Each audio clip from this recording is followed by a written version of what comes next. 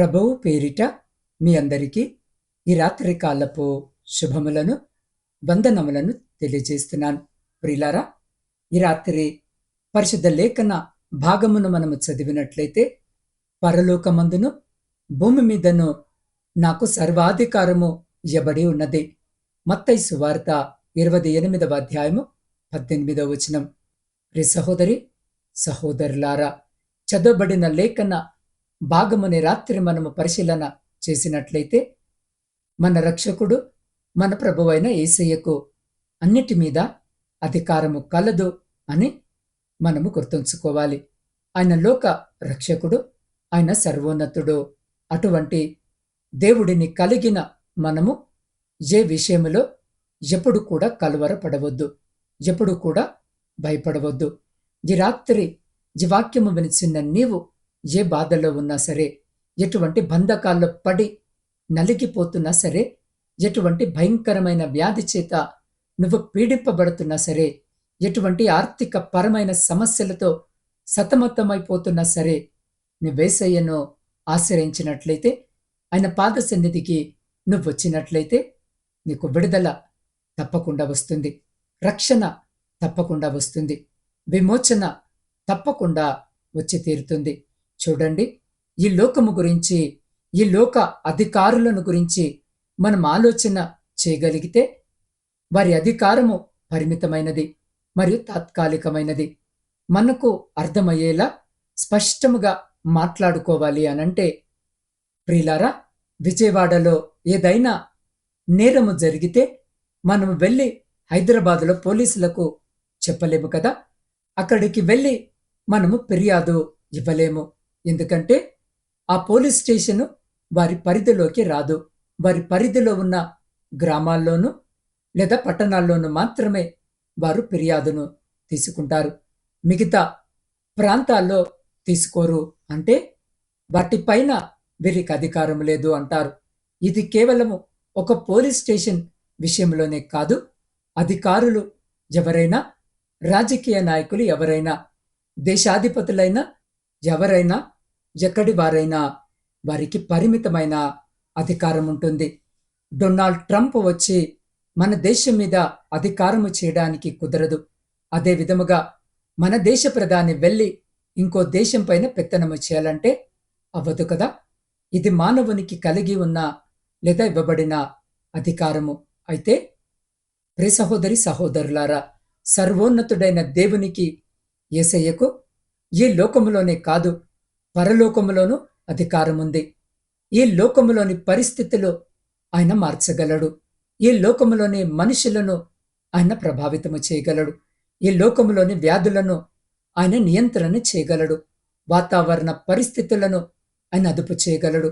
శూన్యములో భూమిని వ్రేలాడదీసిన దేవునికి, నిరాకారముగా ఉన్న దానిని ఆకారము ఇవ్వగలిగినటువంటి దేవునికి, సముద్రము దాని పరిధి దాటకుండా పరిమితి ఏర్పరిచినటువంటి దేవునికి అసాధ్యమైనది ఏదీ లేదు. అయినా ఆయన చేయలేనిదంటూ ఏదీ లేదు. శతాధిపతిగా ఉన్నటువంటి అధికారి వచ్చి యేసయ్య పాదాలపైన పడి, నా సేవకుని స్వస్థపరచు అని ప్రాధేయపడ్డాడు. అతను అంటాడు, నాకు అధికారము ఉంది, ఒకడినిటి రమ్మంటే వచ్చును, పొమ్మంటే పోవును, కాని నా దాసుని స్వస్థపరిచే అధికారము నాకు లేదు అని చెబుతుంటాడు. అతని యొక్క విశ్వాసము చూసి యేసయ్య ఆశ్చర్యపోయాడు. ఆయనకు సమస్తము పైన అధికారమున్నదని గ్రహించాడు. అది అతని విశ్వాసానికి మూలము. అందుకే యేసయ్య అతనితో అంటాడు, నీ దాసుడు స్వస్థపడ్డాడు అని. అదే విధముగా దయ్యము పట్టిన వారికి ఆయన విడుదలనిచ్చాడు. కుష్టి రోగము కలిగి ఉన్న వారికి ఊరి నుండి అందరూ వెలివేస్తే ఆ ఊరి వారే వారిని బాగు చేయలేక దూరము పెడితే యేసయ్య ఒక్క మాట చేత వారికి స్వస్థతని ఇచ్చాడు. ఇలా మనం ఆయన అద్భుతాలను జ్ఞాపకము చేసుకుంటే అనేకమైనవి ఉన్నాయి. ప్రియ సహోదరి సహోదరుడా, ఆయన ఆజ్ఞాపిస్తే జరగనిది, ఆయన చెబితే కానిది ఏదీ లోకములో లేదు.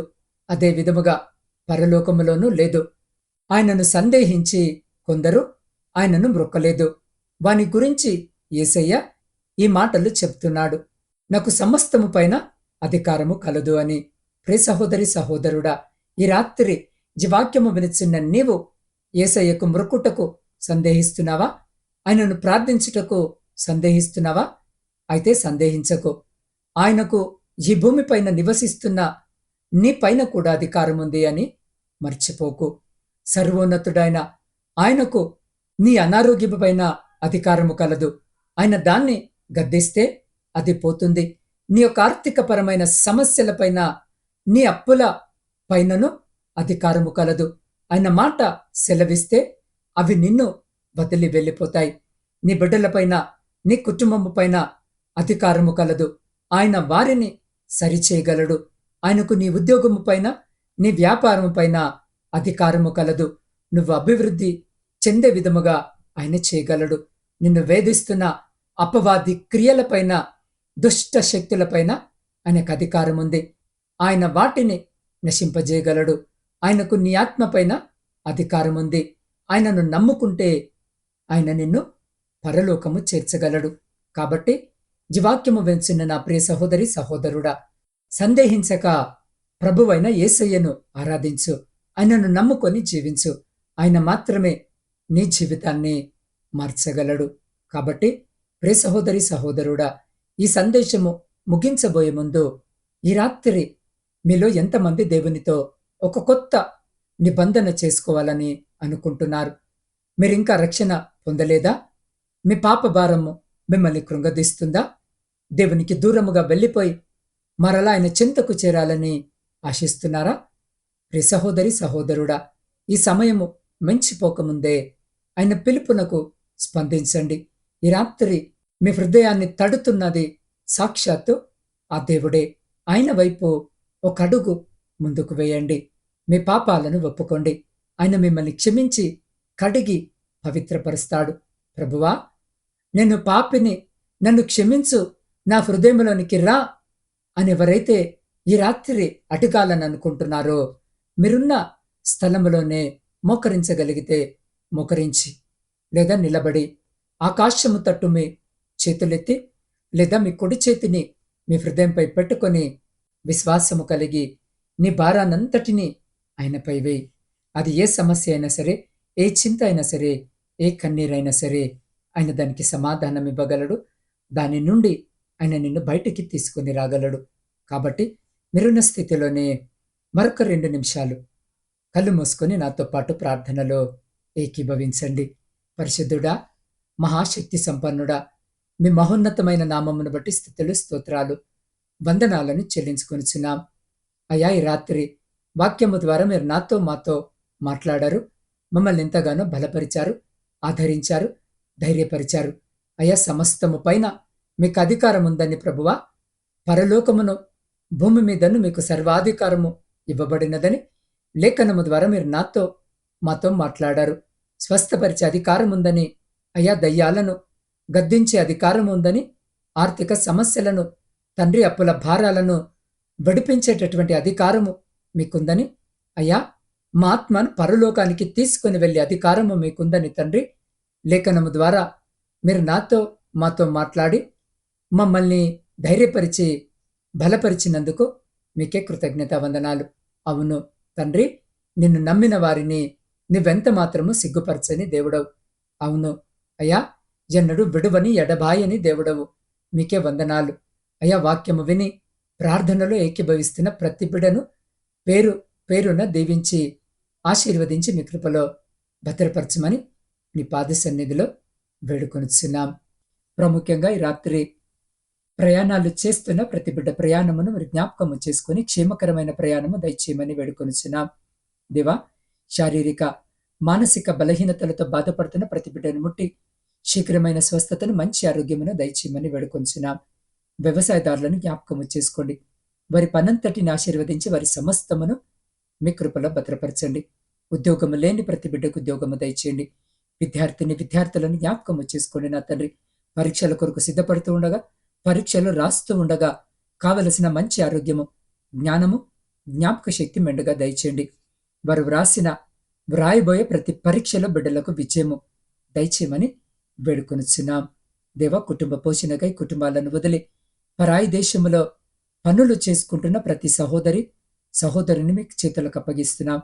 జ్ఞాపకము చేసుకోండి. వారున్న స్థితిని మీరు ఎరిగిన దేవుడు వింటున్నావు. ఎంతో మంది బిడ్డలు నా తండ్రి ఆయా దేశాల్లో ఉండి ఆ చోటు స్వేచ్ఛగా పని చేసుకున్నటకు కావలసిన అనుమతులు లేక ఇబ్బందులు పడుతూ ఉండగా అలాంటి ప్రతి బిడ్డకు రాత్రి అకామాను దయచేయమని వేడుకొనిచున్నాం.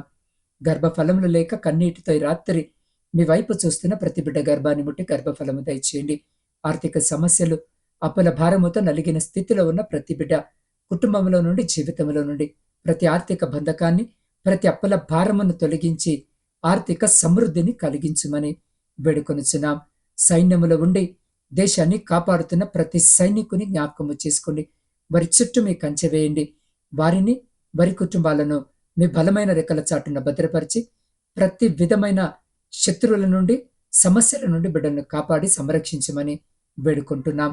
దేవా, ఈ రాత్రి ప్రాముఖ్యముగా మీ సేవకుల కొరకును సేవకురాండ్రు వారి కుటుంబాలు వారి పరిచర్య అంతటిని ఈ రాత్రి మీ పాద సన్నిధిలో పెడుతూ ఉండగా బిడ్డలను జ్ఞాపకము చేసుకోండి. దీవించండి, ఆశీర్వదించండి. ఏ ప్రాంతంలో మీ సువార్త పరిచర్య అందించబడుట లేదో ఆయా ప్రాంతాలకు బిడ్డలను బలపరిచి నడిపించి వారి ద్వారా రక్షణ సువార్త అందించబడి అనేకులు మీ రక్షణ మార్గములో నడిచే కృపను దయచేయండి. వృద్ధుల కొరకును వితంతుల కొరకును శ్రమలను అనుభవిస్తున్న ప్రతి బిడ్డ కొరకు ప్రార్థిస్తున్నాం.